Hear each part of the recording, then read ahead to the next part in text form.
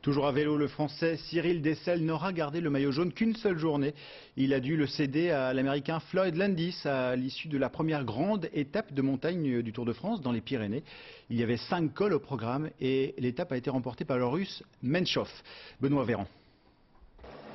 Des grimaces, la souffrance, il y a 5 cols à la suite sur plus de 200 km. Une énorme étape de montagne sous plus de 30 degrés. C'est la chasse aux bouteilles d'eau sous un soleil de plomb. Le col du Tourmalet et le col d'Aspin ne verront rien de croustillant. C'est à quelques mètres du col de Perret-Sourde que De La Fuente seul déclenche les hostilités.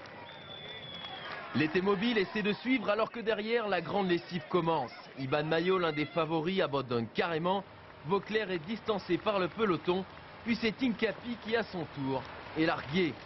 Au ralenti, Cyril Dessel lutte en vain pour conserver son maillot jaune fraîchement acquis. À peine le col du Portillon franchi, De La Fuente lâche prise après sa longue offensive. 7 coureurs prennent alors la tête autour de Floyd Landis et Denis Menchov. Landis joue son rôle de favori et élimine un par un ses adversaires. Au sprint final, c'est Menchov qui emporte l'étape.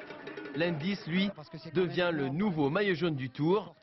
Déception pour Cyril Dessel, qui prend la seconde place du classement général.